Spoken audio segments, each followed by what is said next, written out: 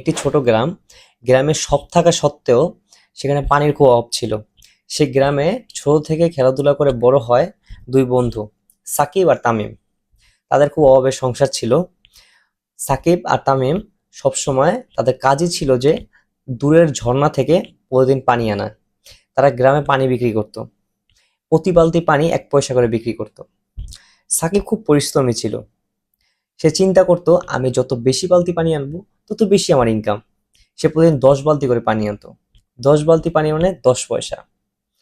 কিন্তু সে তার জীবন নিয়ে অনেক খুশি ছিল, ভালো আর্নিংও করতেছিল। তার জীবন ব্যবস্থায় সে খুবই খুশি। সে চিন্তা করতো আমার জীবনটা সারা জীবন এভাবেই কেটে যাবে। কিন্তু তামিম একটু অদ্ভুত ছিল।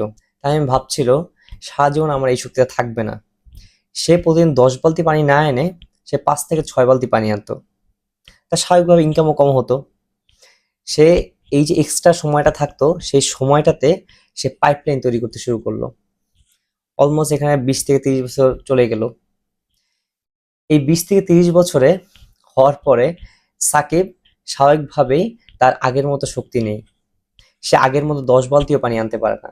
সে এখন ২ থেকে ৩ বালতি পানি আনে এবং সারাক্ষণ রেস্ট নেয় এবং বাসায় থাকে। আর এই ২০ থেকে ৩০ বছরের মধ্যে তামিম অলরেডি পাইপলাইন রেডি করে ফেলে। সেই পাইপলাইন থেকে ঝর্ণা থেকে সরাসরি গ্রামে পানি আসে। সে প্রতিদিন ১০০ বালতি থেকে আরো বেশি সেল করে। এখন সে সবসময় রেস্টে থাকলেও এবং ঘুমে শুয়ে থাকলেও এবং জেগে থাকলেও সে টাকা আর্নিং করে, কারণ সে টাকার মেশিন তৈরি করে ফেলেছে। এই গল্পটা থেকে আমরা কি শিখলাম?